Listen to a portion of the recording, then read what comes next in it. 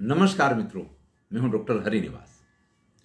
Channel है संस्कृत साहित्य एवं संस्कृति और आप आनंद ले रहे हैं महर्षि वात्स्यायन के कामसूत्र का। पारदारिक प्रकरण चल रहा है। एक पंक्ति आचार्य वात्स्यायन लिखते हैं कि सुलभाम अवमन्यते दुर्लभा कांक्षत इति प्रायोवादा। अधिकांशतः यह देखा जाता है कि जो सरलता से प्राप्त हो उस संभोग में आनंद नहीं आता है, और जो कठिनाई से प्राप्त हो वो काम आनंद देने वाला होता है। विचार कीजिएगा, चाहे जितनी फिल्में बनी हों, चाहे जितने आप साहित्यिक कथा, नाटक, स्टोरियां, उपन्यास, जो कुछ भी आप देख लें, अगर सरलता से मिल जाए तो उसमें वो आनंद ही नहीं आता है जो आनंद दुर्लभ आकांक्षत, जो दुर्लभ है उसको प्राप्त करने में जो आनंद मिला करता है। तो भैया अगर ये नियम लागू पड़ जाए ना, तो पत्नी तो सुलभ है, पति भी सुलभ है, उस काम में आनंद तो प्राप्त होता है। लेकिन जिसमें कहें कि थ्रिल, जिसको कहते हैं कि किक मिलना, या जो इस प्रकार की बातें हैं ना, वो वहां तो नहीं है। इसके लिए व्यक्ति कई बार इस प्रकार के अन्य प्रेम संबंधों की तरफ आगे बढ़ता है। लेकिन फिर भी स्त्री को अपने पति का अनुराग, पुरुष को अपनी पत्नी का अनुराग रोकता है कि भाई ऐसा मत करो। कई बार मन तो बहुत आगे दौड़ रहा है, लेकिन संतान बीच में आ जाती है। स्त्री को लगती है अपनी संतान को कैसे छोड़ दूंगी, पुरुष को भी लगता है अपनी संतान को कैसे छोड़ दें। कई बार यौवन व्यतीत हो जाता है और तब इस चीज का एहसास होता है कि अभी तो वास्तविक आनंद तो हमने प्राप्त ही नहीं किया। लेकिन फिर लोग कहेंगे बूढ़ी घोड़ी लाल लगाम हैं। तो इस वजह से भी व्यक्ति थोड़ा, मैंने पहले ही आपसे कहा कि प्रारंभिक स्थिति तो ऐसी होती है कि जिसमें आप, चूंकि नया नया सब कुछ होता है तो अपने में ही मशगूल होते हैं, आनंद में होते हैं। ये बात तो कुछ दिनों बाद की है ना। लेकिन तब तक पता चले कि अब क्या इस उम्र में करना, तो ये भी एक कारण बनता है। कई बार ऐसा होता है कि हम इतने दुखी हो जाते हैं कि फिर विचार कर लेते हैं कि अब कुछ नहीं, चलिए छोड़ो, ये सब बेकार हो गया, ये सब कुछ ठीक है, अब इस तरफ विचार ही नहीं करना है। कई बार विरह जो है, ये अगर मैं इस लाइन पे गया तो हमेशा के लिए पत्नी से अलग होना पड़ जाएगा, हमेशा के लिए पति से अलग होना पड़ जाएगा। ये जो विरह का भय है, ये आपको आगे बढ़ने से रोकता है। कई बार ऐसा होता है कि अगर मैं ऐसा करूंगा तो लोग बाग मेरी अवज्ञा करने लग जाएंगे, लोग बाग मेरी निंदा करने लग जाएंगे। लोग बाग तो क्या, मैं सामने वाले से कहने जाऊं, सामने वाला ही मेरी बात का अनादर कर दे, ऐसा संभव है। तो भी जो अच्छा लगता है उसके प्रति निवेदन करने में थोड़ा डर लगता है। मैंने तो कहा था कि कई बार पूरी जिंदगी इस चक्कर में निकल जाती है। बाद में पता चला कि दोनों बताते हैं शादी के बाद, जब दोनों की अलग अलग शादी हो जाए, कि यार मैं तो बहुत चाहता था कि तुमसे विवाह कर लूं। वो कहती कहा क्यों नहीं, मैं भी तो तुम्हारे लिए पागल थी। कॉलेज में दोनों एक दूसरे के लिए पागल थे, और ये बात कब कह पाए, जब दोनों की कहीं और विवाह हो गया हो। तो कई बार ऐसा होता है कि व्यक्ति इस भय से कि सामने वाला अवज्ञा ना कर दे और अपनी बात नहीं कह पाता है। कई बार ऐसा भी होता है कि पहले से डिसाइड कर लिया कि नहीं यार, ये तो नहीं मानेगा या ये तो नहीं मानेगी, और इस चक्कर में फिर हम आगे नहीं बढ़ पाते हैं। कई बार अनिश्चितता होती है, मैं इससे कहूं और ये किसी और को प्रेम करता हो तो बेकार हो जाएगा। मैं इससे कहूं ये किसी और को प्रेम करती हो तो चलो ना ही कहें तो अच्छा है। विवाहोपरांत संबंध की बात है कि कहीं अपने मित्रों से कह देगा तो सारी पोल खुल जाएगी। कई बार मैं जो भी उपाय करूंगी या मैं जो भी उपाय करूंगा, अगर अन्य लोगों को पता चल गया तो मंजिल पे पहुंचने से पहले ही, तो भैया पहले ही व्यक्ति इस वजह से पीछे हट जाता है। कई बार सामने वाले के तेज को देख करके कि भाई ये तो बहुत आगे है, बहुत तेजस्वी है और मैं इसके लायक नहीं हूं या नहीं हूं, दोनों स्थिति में पुरुष स्त्री पीछे हट जाते हैं। कई बार ये भी होता है कि सामने वाले को देख के प्रभावित तो बहुत हुए, लेकिन उसके चंड वेग का भय लगे कि अरे भैया ये तो कहीं ऐसा ना हो कि सब कुछ खत्म हो जाए। हैं? मिलते हैं, जुलते हैं, उठते हैं, बैठते हैं, अच्छा है, लेकिन अगर सामने वाला पात्र चंड वेग वाला हो तो फिर आप गए और फिर कहने के लिए हो गया अच्छा बस यही था, इतना ही आवेग, इतना ही प्रेम था। तो ऐसी स्थिति का भी भय कि मेरा जो क्षमता है या मेरी जो स्थिति है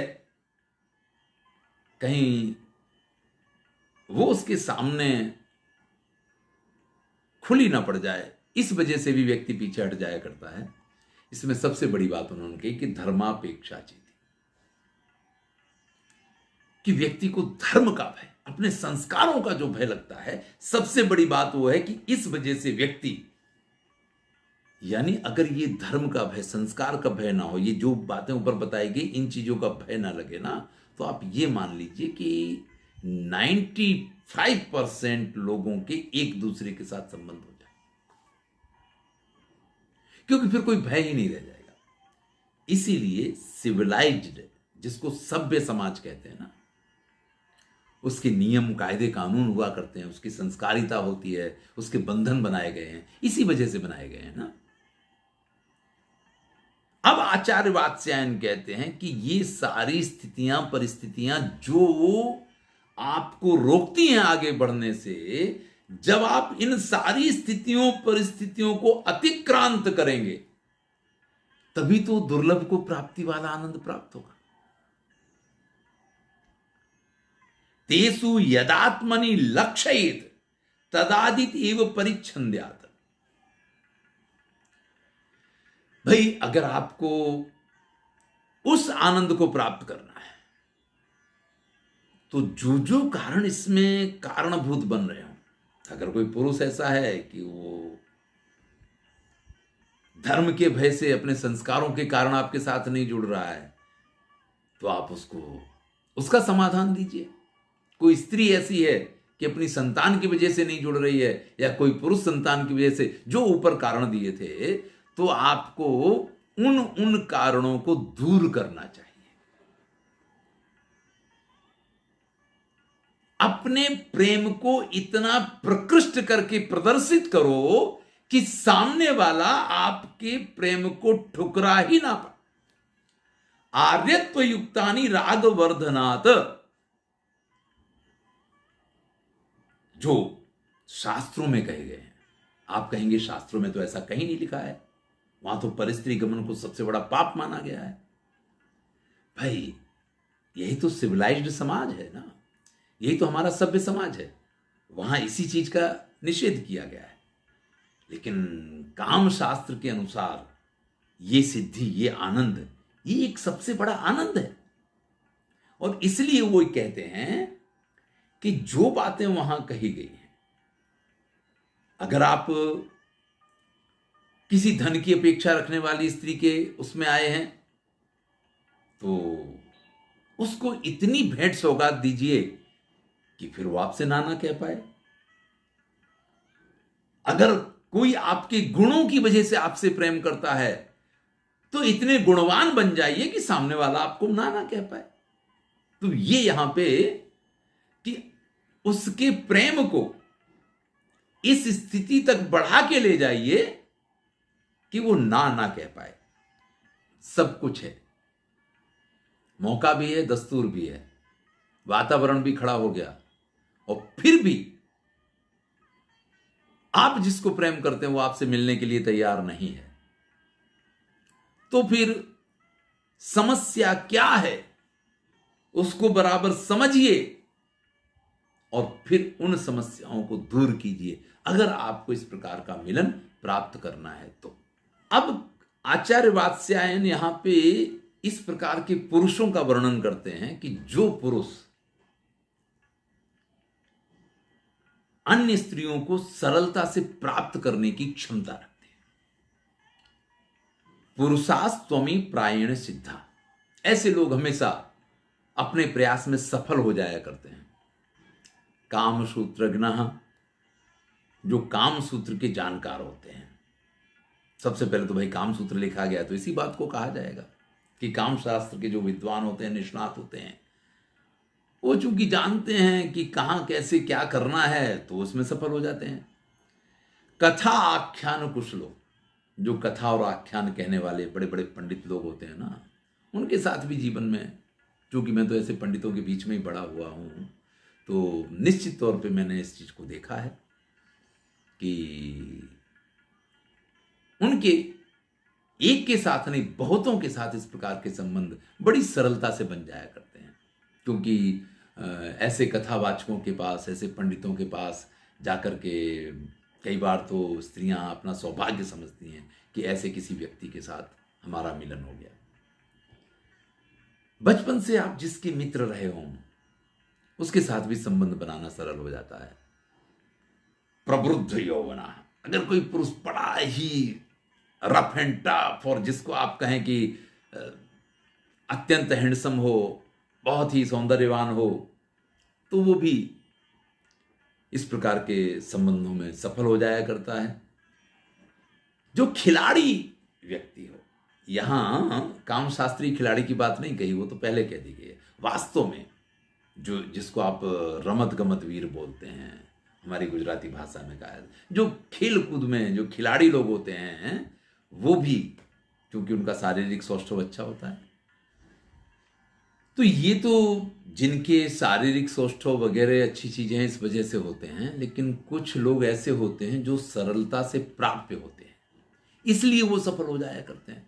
जैसे घर का नौकर है, जैसे दाय हो तो उसकी लड़की का पति है, नया नया दामाद है, नृत्य नाट्य वगैरह, पिकनिक वगैरह आदि में जो रुचि रखते हों, ऐसे पुरुष हैं। और जो स्त्रियों को हमेशा बड़ी बड़ी भेंटें देते रहते हैं, ऐसे लोग जो है ना, बड़ी सरलता से स्त्रियों को प्राप्त कर लिया करते हैं। यानी उनको इस प्रकार के अवसर बड़ी सरलता से मिल जाया करते हैं। अब इस प्रकार की स्त्रियां भी हैं कि जिनको देख करके आप समझ लीजिए तो हमेशा दरवाजे पे खड़ी रहती हूं, छत पे से इधर उधर ताकती झांकती रहती हूं, बगल में अगर कोई नौजवान है तो उसके साथ बड़ी बड़ी बातें करने में जिनको आनंद आता हो, हमेशा दरवाजे के इधर उधर घूम फिर के कौन आ रहा, कौन जा रहा है, कौन क्या कर रहा है, इस प्रकार जिनकी नजर रहती हो, जो आप जब भी जा रहे हैं दूर तक पीछे से आपको देखने वाली हो,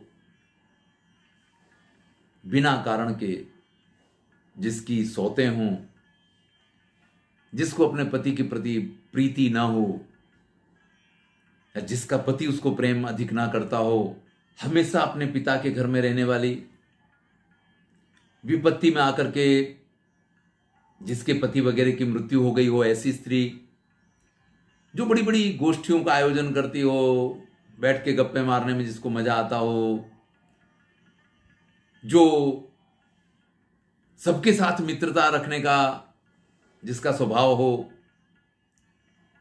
नाटक इत्यादि में प्रवृत्त होने वाली, बाल्यावस्था में ही जिसका पति मर गया, बाल विधवा जिसको कहते हैं, और जो अत्यंत दरिद्र हो, जिसको जीवन में बहुत सारे सुख प्राप्त ही ना हुए हों, ऐसी कोई स्त्री जिसके घर में बहुत सारे देवर हों,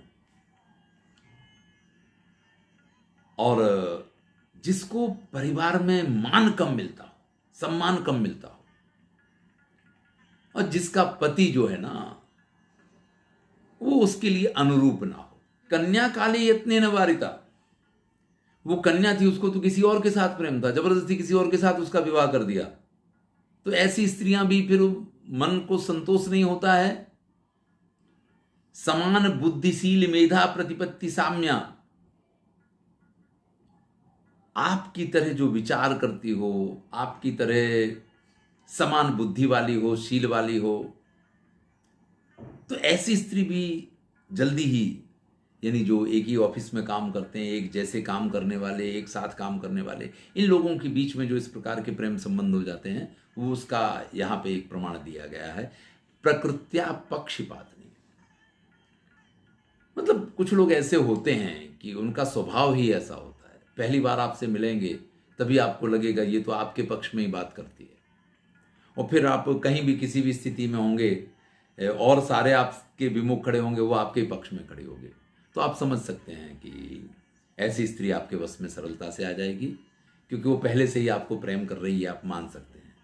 अनपराधे विमानिता, बिना किसी अपराध के अगर किसी का अपमान किया गया है तो ऐसी स्त्री जो है, अगर आप उसके पक्ष में खड़े हो जाते हैं तो आपके बस में हो सकती है। और जिसका पति परदेश गया हो, तो भैया कई बार ऐसा देखा जाता है कि 2-2 साल 3-3 साल के लिए लोग बाग परदेश चले जाते हैं। तो एक बार महाकवि कालिदास मेघदूतम में लिखते हैं कि ज्ञाता स्वादो विवृत जघनाम को विहातुम समर्था, जिसको एक बार इस चीज का आस्वाद प्राप्त हो गया है, फिर वो इससे, वहां तो ये कहा गया है कि खुली जांघ वाली को कौन छोड़ सकता है, लेकिन यहां मैं उसको जरा सा अपने ढंग से अगर कहूं तो जिसको एक बार इसका टेस्ट मिल गया है, जब तक आप इस मार्ग पे नहीं चले हैं तब तक तो जिंदगी के बहुत सारे वर्ष आप निकाल सकते हैं, लेकिन एक बार इस मार्ग पे चलने के बाद, एक बार इसका आस्वाद लेने के बाद, फिर भले पति के प्रति कितना भी प्रेम हो, 3 साल बाद आएगा फिर उससे मिलेंगे, 2 साल बाद आएगा फिर उससे मिलेंगे, अरे महीने भर बाद आएगा तब वो मेरा पति है, लेकिन अभी इस अवसर पे अगर एक मौका मिला है तो ऐसी स्त्रियां भी पुरुषों के बस में आ जाया करती हैं। अंत में 2 श्लोक से इस बात को और स्पष्ट करते हैं कि इच्छा स्वभावतो जाता, क्रिया परिवृहिता, बुद्ध्या संशोधितो द्वेगा, स्थिरा स्याद अनपायिनी। भाई देखिए, इच्छा का जन्म होना ये एक स्वाभाविक प्रक्रिया है। जो गौणिका पुत्र ने कहा था कि किसी भी श्रेष्ठ पुरुष को या किसी भी श्रेष्ठ स्त्री को देख करके स्त्री पुरुष आकर्षित होते हैं, ये एक स्वाभाविक प्रक्रिया है। लेकिन जब आप क्रिया करते हैं, जब उसके लिए आप प्रयत्न करते हैं, तो आप उस चीज को आगे बढ़ा पाते हैं और फिर बुद्धि के अनुसार निर्णय लेकर के आप उसका आनंद ले सकते हैं। अब आनंद लेना नहीं लेना ये आपकी बात है। सिद्धताम आत्मनो ज्ञात्वा लिंगान उन्नीय योषिताम व्यावृत्ति कारणोच्छेदी नरो योचित सुसिद्ध्यति। अपनी सफलता को जान करके स्त्री के संकेतों को समझें, उसकी चेष्टाओं का अनुमान करें और अत्यंत परिचय, अत्यंत अनुराग आपके सारे बंधनों को दूर कर देगा और फिर आप कैसी भी दूर से दूर की स्त्री क्यों ना हो उसको भी प्राप्त कर सकते हैं, या दूर से दूर का पुरुष क्यों ना हो।